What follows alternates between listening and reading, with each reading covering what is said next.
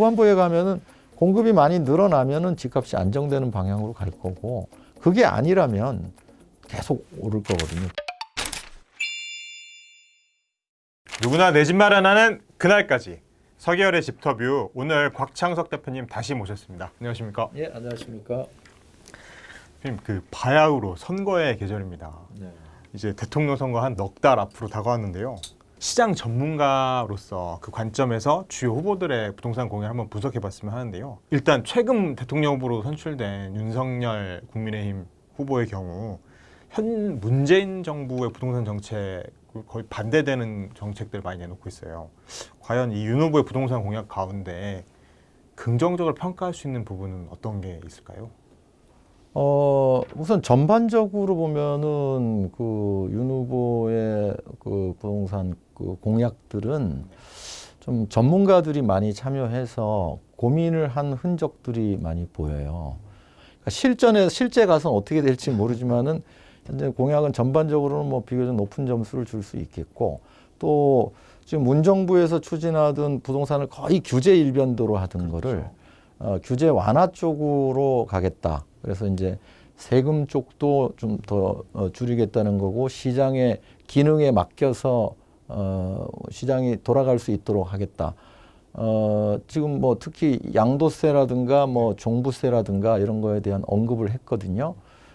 그리고 이제 주택 공급에 대해서도 민간이 주도적으로 공급에 나설 수 있도록 하겠다. 이런 측면도 긍정적인 신호로 보여요. 그런 면에서는 이제 만약에 이제 공약대로 시행이 되면은 당장은 아니겠지만은 한 뭐 집권 후반부 정도에 간다면은 시장이 어느 정도 안정기를 찾을 수 있겠다 하는 생각이 듭니다. 그리고 또 이제 이런 말씀하신 것처럼 세제라든지 이런 부분들 규제를 좀 완화하겠다는 것들도 기존의 다주택자들이 들고 있던 물건들이 시장이 풀릴 수 있기 때문에 조금 긍정적으로 보시는 거라고 네, 봐야 그 되겠죠? 부분은 뭐 언급된 걸 보니까 한시적 완화로 언급을 했던데, 뭐 한시적이든 뭐 계속 하든지 간에 지금은 가둬놓고 뭐 못 나가게 할 게 아니고 팔고 나가고 싶은 사람들이 굉장히 많아요. 네. 그런 분들이 나갈 수 있도록 문을 열어줘야 된다는 측면에서 다주택 중과세 뭐 유예를 한다거나 아니면 뭐 세율 자체를 떨어뜨린다거나 하면은 새롭게 또 투자에 뛰어들어서 투기 붐이 일지 않겠는가 이런 고민을 하시는 것 같은데, 그럴 수 있죠. 그렇게 생각할 수 있죠. 그렇지는 않을 겁니다. 특히 한시적으로 하면은 지금 특히 장기 보유한 다주택자들의 고통이 엄청나요. 뭐 20년, 30년 장기 보유한 고령의 다주택자들은 뭐 증여 이외에는 선택지가 없어요. 근데 이런 분들한테 양도세를 좀 풀어주면 거의 뭐 싸게 던질 거예요. 대부분 마이너스예요. 이제 장기 보유하신 분들은. 네. 팔래야 팔 수가 없다니까요. 그렇죠. 예. 그런 상황이에요. 그래서 퇴로를 열어줘야 된다니까요.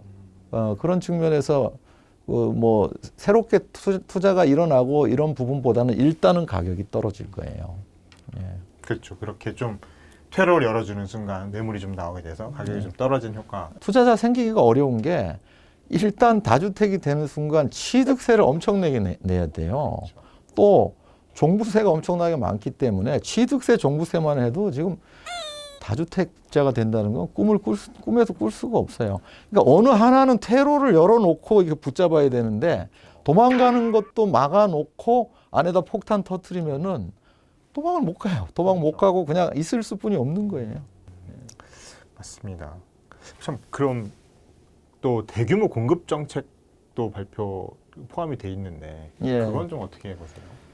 근데 양 후보가 두 쪽 다, 두 캠프 다 똑같이 250만 호 공급하겠다고 했더라고요. 그건 이제 밸런스를 맞춘 것 같은데, 예전 정부들도 다 뭐 이 후보 시절에는 다 몇백만 호 다 공급한다고 얘기했었어요. 뭐 전반적으로 보면 집권이 5년이니까 뭐 연간 50만 호 정도는 공급되니까 뭐 그게 틀린 말은 아니죠. 근데 이제 공급을 어느 쪽에서 할 거냐에 따라 다른데, 공공이 주도해서 공급하는 거는 이미 지난 문정부 5년 동안 해봤잖아요. 그렇죠. 잘 안 되잖아요. 더 문제는 공공이 나서서 싸게 공급한다고 하는 순간 비교 대상이 되는 민간은 힘든 거예요. 공공은 땅을 수용할 수 있지만 민간은 땅을 제값 주고 사야 되잖아요. 경쟁 상대가 아니잖아요. 그래서 지금 뭐 지난 5년 동안 공공 주도로 해서 결국 뭐 사실 공급이 계속 줄었는데 윤석열 캠프에서는 지금 이제 민간 주도로 가겠다고 하니까 정말 대통령이 된 다음에 그런 이제 규제들을 풀면서 지금 사실상의 지자체 분양가 상한제거든요. 그 분양가 상한제 완화한다든가 현실적인 대책들 재건축 재개발 풀고 이렇게 하면 당장은 효과가 없어도 그런 이제 대책을 내놓고 실행하고서 한 3년 정도 지나면은 본격적인 효과들이 나오기 시작할 거예요. 그러면 자연히 수급이 안정되고 가격도 떨어지는 상황이 충분히 올 수 있다고 봅니다. 그렇게 보시는군요. 그렇다면 또 그 윤 후보의 그 공약 가운데 좀 부정적인 결과가 예상되는 공약 뭐가 있을까요? 뭐 방금 말씀드린 거하고 맥락이 비슷한데요. 이제 원가 주택을 공급하겠다고 하거든요. 특히 청년 원가 주택 뭐 이런 얘기를 하고 있는데 이렇게 뭐 역세권에다가 특히 그런 걸 하겠다.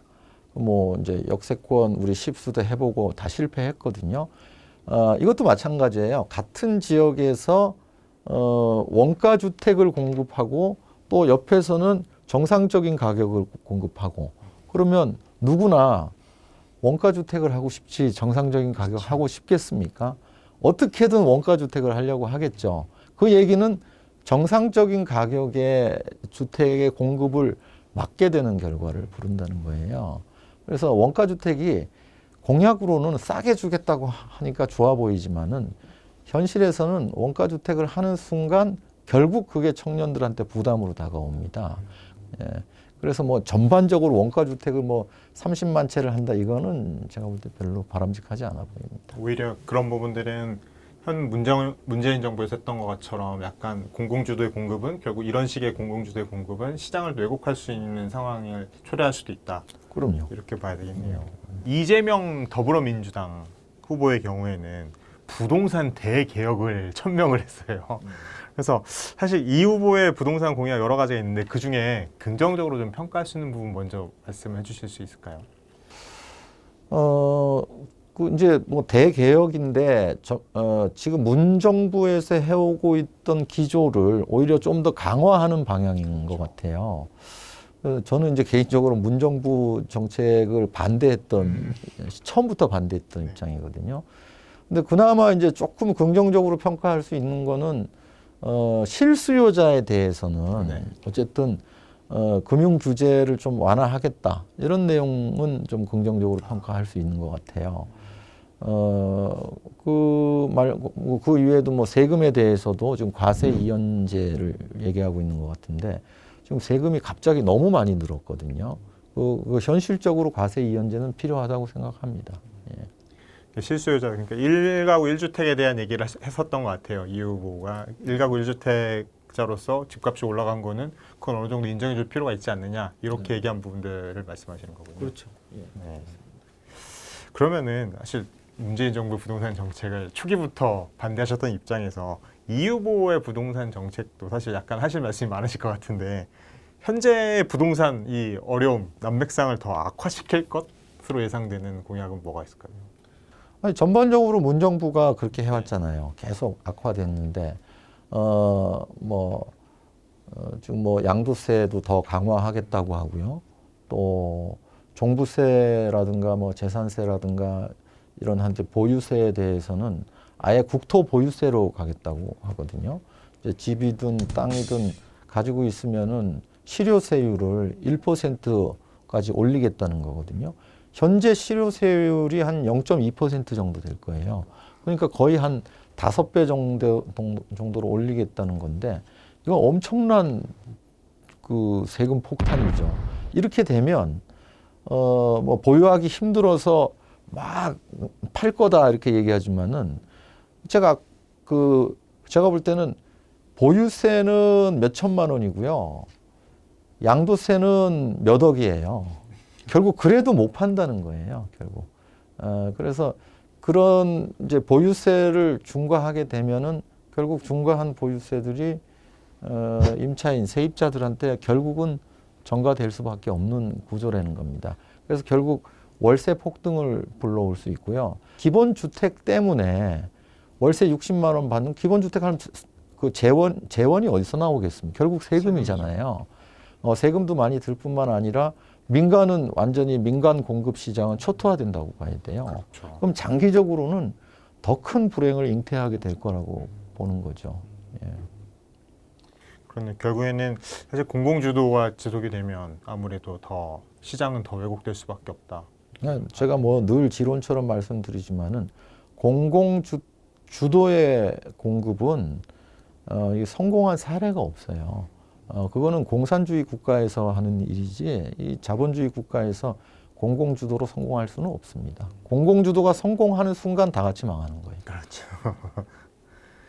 그리고 그렇게 되면 결과적으로 누가 당선되느냐, 누가 대통령이 되느냐에 따라서 집값의 향배도 상당히 달라질 것 같다는 생각이 좀 드는데요. 어떻게 지금 전망을 하시는지요? 뭐 문재인 매운맛 뭐 이런 표현도 쓰잖아요. 그래서 더 강한 규제를 하면은 우리 용수철처럼 더 세게 누르면은 더 세게 튀어오르지 않습니까? 그럴 가능성이 높은데 지금 더 매운맛이기 때문에 더 강한 규제로 가다 보면 어떤 게 있을 수 있냐면은 아예 거래 자체를 금지시킬 수도 있어요. 예를 들면 주택 거래 허가제라든가 이걸 전반적으로 다 확대 시행하면은 주택 거래를 아예 못하게 하는 거나 마찬가지거든요. 그러면 가격은 안 오르겠죠. 거래가 없으니까. 그런 게 아니라면 쉽지 않다는 거예요. 그리고 이제 누가 되느냐에 따라서 초기에는 큰 차이가 없을 거라고 봐요. 어차피 지금 국회가 이미 뭐 민주당이 거의 180석이기 때문에 그 부동산에 관련된 법률 개정이 윤석열 그 후보가 대통령이 되더라도 법률 개정은 쉽지 않을 겁니다. 초반부는 지금 흐름하고 같이 갈 거예요. 결국은 후반부에 가면은 공급이 많이 늘어나면은 집값이 안정되는 방향으로 갈 거고 그게 아니라면 계속 오를 거거든요. 결국 집값 상승장의 끝이 수급 요인에 의해서 끝나는 게 아니라 많이 지어져서 끝나는 게 아니라 경제가 위기가 오면서 끝날 가능성이 높다는 거예요. 그래서 그건 불행한 사태가 올 수 있거든요. 그래서 어쨌든 국민들이 이 주거 복지가 되고 주거를 통해서 행복을 누리려면은 많이 짓는 쪽으로 가야 됩니다. 그것도 민간이 많이 지어야 돼요. 공공은 지어봤자 10%고요. 결국 민간이 90% 공급하거든요. 그래서 민간 주도로 가는 게 옳습니다. 그러면은 이재명 후보가 당선이 되면 그렇게 규제를 강화하면서 집값은 그러면은 지금도 많이 올랐는데 이보다 더 오른다고 봐야 될까요? 저는 더 오른다고 보죠. 지금보다도 더 묶어 놓으니까 그 시장 기능이 살아 있으면 더 오르는 거고요. 그러면 제가 볼 때는 아예 시장 기능을 없애지 않을까 하는 그게 이제 거래를 못 하게 하는 거죠. 아예. 예. 그러면은 그렇게 되면 윤석열 후보가 됐을 경우는 좀 완화가 되고 시장이 더 원활하게 돌아가면 집값은 하락한다고 보시나요? 장기적으로는 하락하죠. 아마 집권 3년 정도 지나면은 하락 기조로 돌아서지 않겠는가 개인적으로는 그렇게 보고 있습니다. 기존에 준비하고 있던 3기 신도시라든지 이런 부분이랑 같이 결합되면은 그때부터는 조금 3기 신도시는 지금 진행이 많이 안 돼 있어서 글쎄 3기 신도시에 의해서 집값이 안정되는 거는 차기 후보들의 집권과는 큰 상관은 없지 않겠나 하는 생각이 듭니다. 그렇군요. 이제 그러면은 이런 부동산 공약을 좀 보면서 투표를 해야 되겠다 이렇게. 그렇죠. 그건 뭐 각자 입장이 다르시겠죠. 어쨌든 집값 잡아주기를 원하는 수도 있고 좀 뭐 좀 난 도망가고 싶다, 나 좀 빠져나가고 싶다, 좀 풀어달라 이럴 수도 있는 거죠. 오늘 곽창석 대표님 모시고 대통령 선거 부동산 공약에 대한 이야기를 나눠봤습니다. 오늘 말씀 감사합니다. 네, 감사합니다.